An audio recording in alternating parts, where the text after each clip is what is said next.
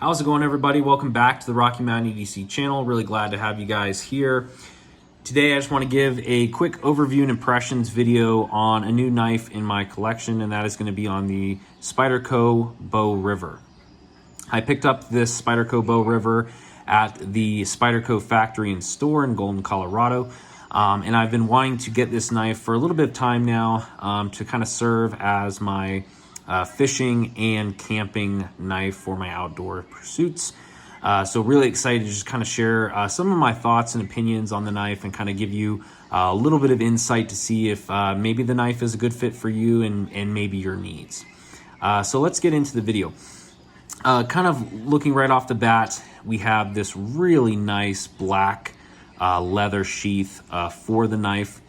And, you know, I was honestly kind of surprised with how nice it is, considering that this is going to be a Chinese line from Spyderco, and the leather sheath is really nice. The belt loop, pretty standard, nothing crazy about it. I think most belts will fit through this loop. It's only standard in tip down carry.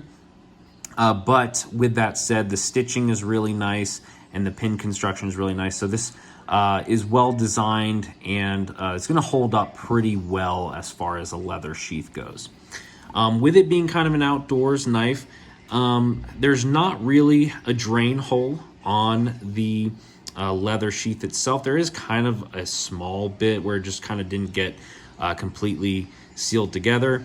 Wouldn't really consider that a drain hole. I don't think that's intentional. You could certainly put in a drain hole there if you are going to be using this for a lot of outdoor tasks, especially kind of for the intended use of the knife and what I'm going to intend to use it for, kind of as a fishing knife. So having a drain hole would be nice. Again, not a big gripe.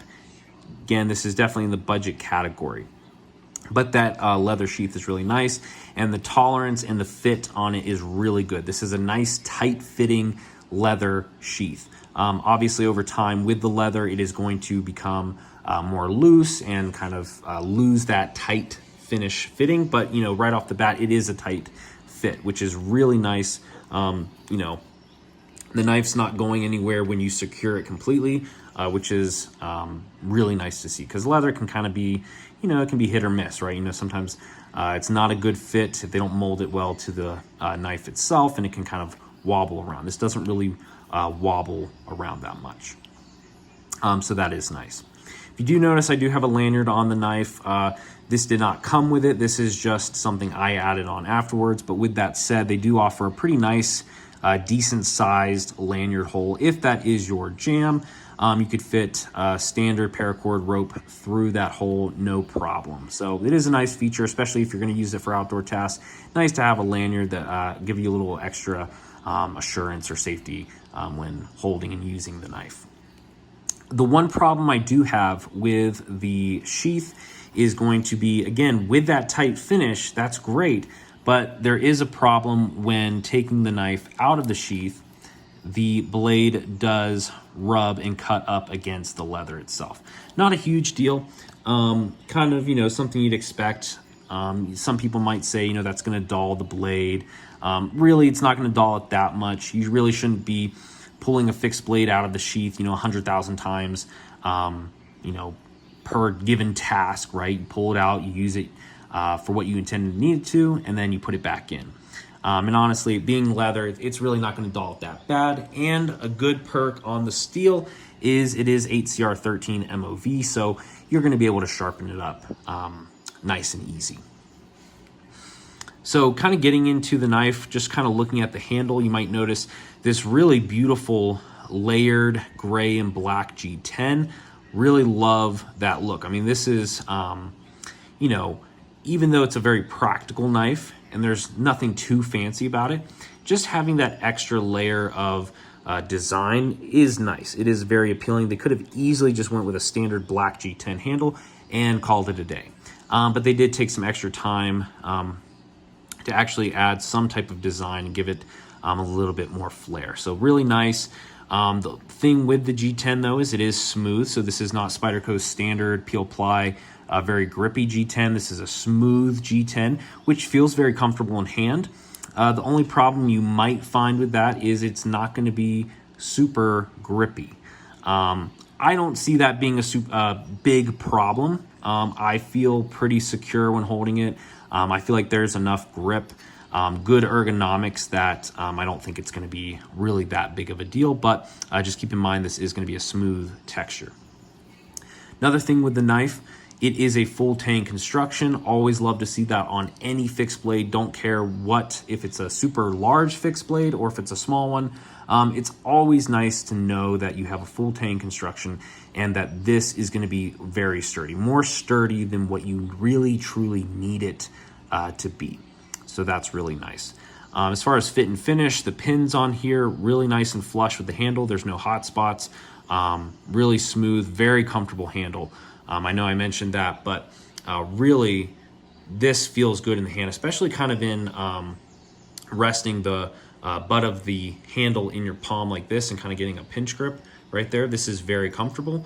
Comfortable in very standard hammer grip, or even if you're choking up and kind of putting your thumb up here on the spine of the blade. So really nice there. Now with the blade itself, this is obviously you can tell it is a mirror polish, which I think, I'm not crazy about mirror polish. It does kind of have a little bit of a satin grind to it. So it's not a full mirror polish, it's kind of a partial. But it does look nice for the knife. It gives it just another kind of aesthetic. I'm not crazy about mirror polish, but I think it looks good. Also with the blade, it is going to be a trailing point. So the tip of the blade is actually going to rise just a little higher than the lowest point on the spine of the blade. So trailing points, really good, especially very common on a lot of fishing knives or fillet knives that you're going to use. And again, that was kind of the intent of the knife as kind of a fishing and hunting knife. It is also a full flat grind, so really nice and slicey, but also given that it is a thinner construction as far as fixed blades go, being that full flat grind, it's going to be pretty sturdy given the thinness of the knife itself. So that's really nice, and it does give it that really good slicey kind of component. We do see on here Spyderco's stamp there, and the blade steel. It is, I don't know if you can see that very well, but it is 8CR13 MOV. So by no means is this a super premium steel, but I will say I oftentimes with knives, especially for ones that you're going to be using very frequently, especially out in the field, it is nice to have something that is easy to sharpen. This is going to be no problem to sharpen. And given the blade shape, this is going to also be very easy to sharpen as well out in the field. So really not a big deal on the steel. 8CR13 MOV is going to be pretty stain resistant. It's going to have fair enough toughness. And I think it's honestly fine for the knife. Given the size of it, given the price, it does run $76 MSRP. I got it for $52. Keep in mind it is budget, so not anything crazy, but also not a bad choice there. They do have the signature Spidey hole there, again, just reducing the size so that it doesn't create a weak point in the blade. That's not going to be anything detrimental in terms of use, but still they have that signature Spidey hole on there. And then on this side, we do have the stamp that it is made in China, so Spyderco's China line. And then it is also in conjunction designed by Phil Wilson. So overall, really good design. There was some thought put into this.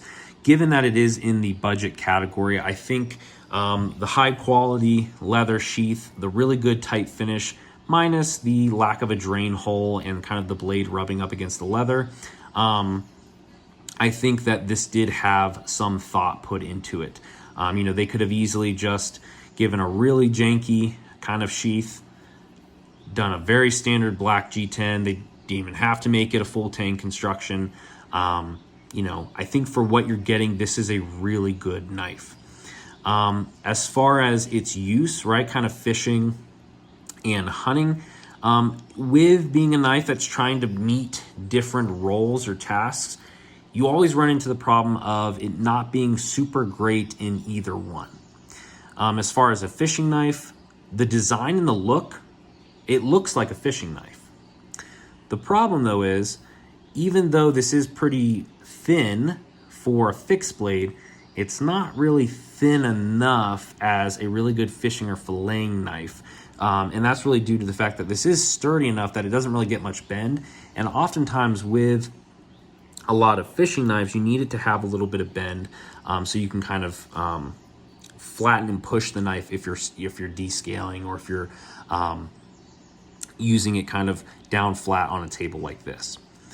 So you do kind of suffer for that, but again, being kind of a hunting knife with the nice trailing point, nice belly on the knife as well, they did need to add a little bit more sturdiness in it. So it's kind of meeting a lot of different roles all wrapped up into one knife. But just overall, really nice. Love the design. If you are looking for a knife that's kind of for the outdoors, fishing, hunting, kind of an all-arounder, I think this is a good knife and kind of a good budget category, but still well made. So yeah, so that's the Spyderco Bow River. I'm really excited to take this out on my next fishing trip and give it a shot. So thanks for watching, guys. Stay tuned for future video, kind of going more in depth on my take and use of the knife. But nonetheless, make sure to hit that like button and subscribe. Thanks.